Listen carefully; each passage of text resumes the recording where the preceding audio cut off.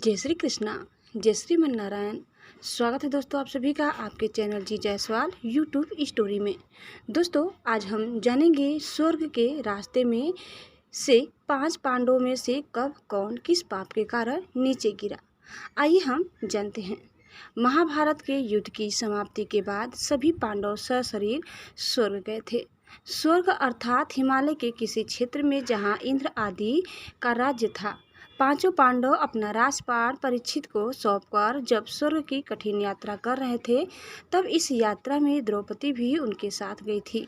सभी चाहते थे कि हम सशरीर स्वर्ग पहुँचे, परंतु रास्ते में कुछ ऐसा घटा कि एक एक करके पांडव नीचे गिरकर मृत्यु को प्राप्त हो गए।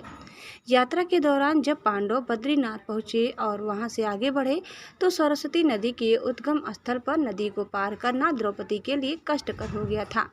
ऐसे समय में भीम ने एक बड़ा सा चट्टान उठाकर नदी के बीच में डाल दिया।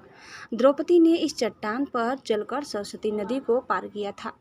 कहते हैं कि माड़ा गांव में सरस्वती के उद्गम पर आज भी इस चट्टान को देखा जा सकता है। इसे वर्तमान में भीम पुल कहा जाता है। हालांकि महाभारत की कथा अनुसार पांचों पांडव, द्रौपदी तथा एक कुत्ता आगे चलने लगे। एक जगह द्रौपदी लड़खड़ाकर गिर पड़ी। द्रौपदी को गिरा देख भीम ने युधिष्ठिर से पूछा कि द्रौपदी ने कभी कोई पाप नहीं किया, तो फिर क्या कारण है कि वह नीचे गिर पड़ी। युधिष्ठिर ने कहा, द्रौपदी हम सभी में अर्जुन को अधिक प्रेम करती थी, इसलिए उसके साथ ऐसा हुआ। ऐसा कहकर युधिष्ठिर द्रौपदी को देखे बिना ही आगे बढ़ गए। जनश्रुति के अनुसार स्वर्ग यात्रा के दौरान द्रौपदी भीम का सहारा लेकर चलने लगी, लेकिन द्रौपदी भी ज्यादा दूर नहीं चल पाई और वह भी गिरने लगी। ऐसे समय भीम ने द्रौपदी को संभाला। उस समय द्रौपदी ने कहा, सभी भाइयों में भीम ने ही मुझे सबसे ज़्यादा प्यार किया है और मैं अगले जन्म में फिर से भीम की पत्नी बनना चाहूँगी। थोड़ी देर बाद सहदेव भी गिर पड़े। तब भीम ने पूछा, सहदेव क्यों गिरा? युधिष्ठिर ने कहा, सहदेव किसी को अपने जैसा विद्वान नहीं समझता था, इसी दोष के कारण गिरना पड़ा। कुछ देर बाद नकुल भी गिर पड़े। भीम के पूछने पर युधिष्ठिर ने बताया कि नकुल को अपने रूप पर बहुत अभिमान था, इसीलिए आज इसकी यह गति हुई है। थोड़ी देर बाद अर्जुन भी गिर पड़े।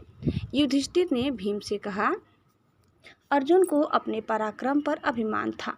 अर्जुन ने कहा था कि मैं एक ही दिन में शत्रुओं का नाश कर दूंगा, लेकिन ऐसा कर नहीं पाए। अपने अभिमान के कारण ही अर्जुन की आज यह हालत हुई है। ऐसा कहकर युधिष्ठिर आगे बढ़ गए। थोड़ी आगे चलने पर भीम भी गिर गए। तब भीम ने गिरते वक्त युधिष्ठिर से इसका कारण पूछा, तो उन्होंने बताया कि तुम खाते बहुत थे और अपने बल का झूठा प्रदर्शन करते थे, इसीलिए तुम्हें आज भूमि पर गिरना पड़ा। यह कहकर युधिष्ठिर आगे चल दिए। केवल वह कुत्ता ही उनके साथ चलता रहा।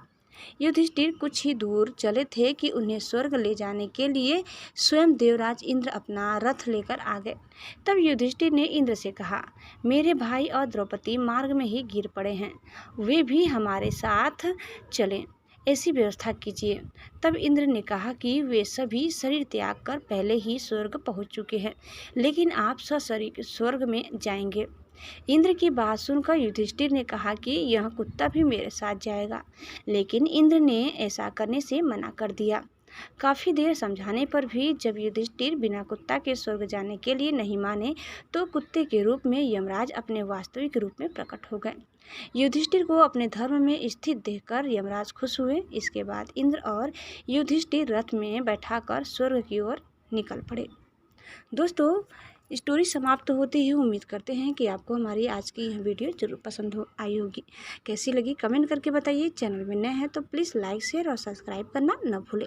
धन्यवाद। जय श्री कृष्णा। जय श्री मन नारायण। एक बार प्रेम से बोले श्री बांके बिहारी लाल की जय।